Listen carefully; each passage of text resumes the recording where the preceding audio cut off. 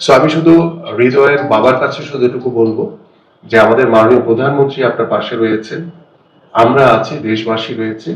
আল্লাহ যাতে আমাদের হৃদয়কে দ্রুত সুস্থতা দান করে এই দোয়া করি ইনশাআল্লাহ।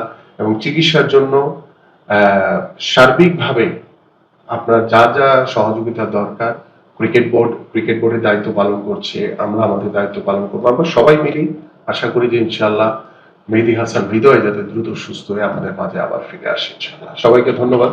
তো আমি আসলে এই বিষয়টি নিয়ে আসলে বক্তব্য দেওয়ার কিছুই নেই। আমি শুধু ধন্যবাদ জানাবো আমাদের মাননীয় প্রধানমন্ত্রীকে যে তিনি এত শত কর্মব্যস্ততার মধ্যেও তিনি এই ধরনের ছোট ছোট যেই ভিডিও ক্লিপ কিংবা যে ইলেকট্রনিক্স কিংবা প্রিন্ট মিডিয়া যেগুলো উপস্থাপিত হয় আপনাদের মাধ্যমে, আপনারা যারা সাংবাদিকতা করেন, সেই বিষয়গুলো তিনি অত্যন্ত সিরিয়াসলি নজরে এনে আমাদের দেখা যায় যে হয়তো আবার যুব ক্রীড়া মন্ত্রণালয়ের সংশ্লিষ্ট যেগুলো আছে সেগুলো তিনি আমার কাছে পাঠান, বা অন্যান্য মন্ত্রণালয় যেগুলো আছে সেগুলো তাদের কাছে পাঠান।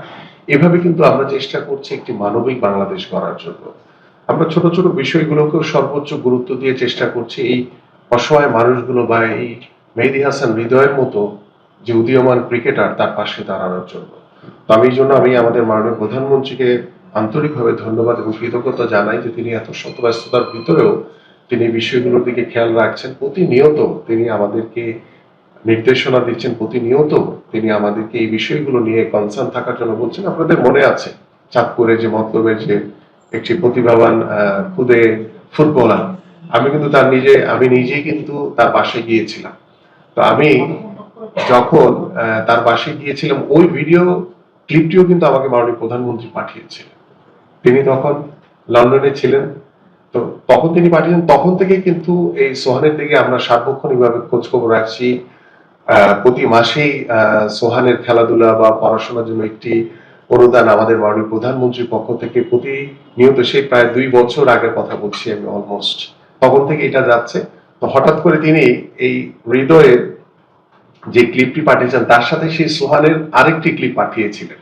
তো সোহান তো এখন একটু বড় হয়েছে, তার কন্ট্রোলিং, বল খেলার সবকিছু আরো অনেক বেশি মানে ইমপ্রুভ করেছে তার।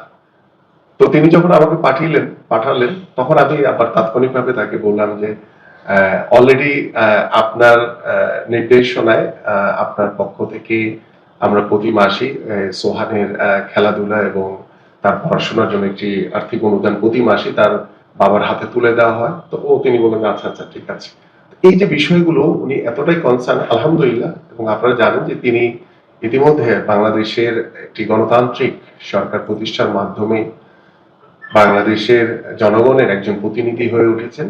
আমরা আল্লাহ তাকে দীর্ঘায়ু দান করুক, আল্লাহ পাক তাকে সুস্থ রাখুক, এই দোয়া করি। এবং আমার প্রিয় সাংবাদিক ভাইরা যারা আজকে আপনারা উপস্থিত হয়েছেন, আপনাদেরকেও আন্তরিকভাবে ধন্যবাদ এবং কৃতজ্ঞতা জানাই এই কারণে যে বিশ্ব ফুটবলের মানে যেভাবে জ্বরে সবাই কাঁপছে, তো এত কর্মব্যস্ততা মধ্যরাতে আপনারা নিউজ কভার করেও সকালবেলা আজকে আপনারা এখানে উপস্থিত হয়েছেন, এই জন্য আপনাদেরকে আন্তরিকভাবে ধন্যবাদ এবং কৃতজ্ঞতা জানাই। আজকের বিষয়টি আসলে অত্যন্ত মানবিক এবং একজন উদীয়মান ক্রিকেটার মেহেদী হাসান হৃদয় তার যে উঠে আসার যে তার যে চেষ্টা, তার যে ত্যাগ, সবকিছু সম্পর্কে আমরা হৃদয়ের বাবার কাছ থেকে শুনেছি।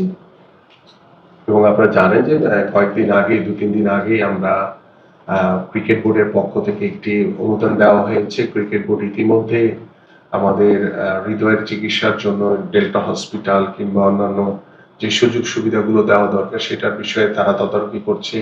আমি আমার যুব ক্রীড়া মন্ত্রণালয়ের পক্ষ থেকে সার্বিকভাবে খোঁজ খবর রাখছি এবং আমরা চেষ্টা করছি এবং দোয়া করছি আল্লাহ যাতে হৃদয়কে সুস্থতা দান করে।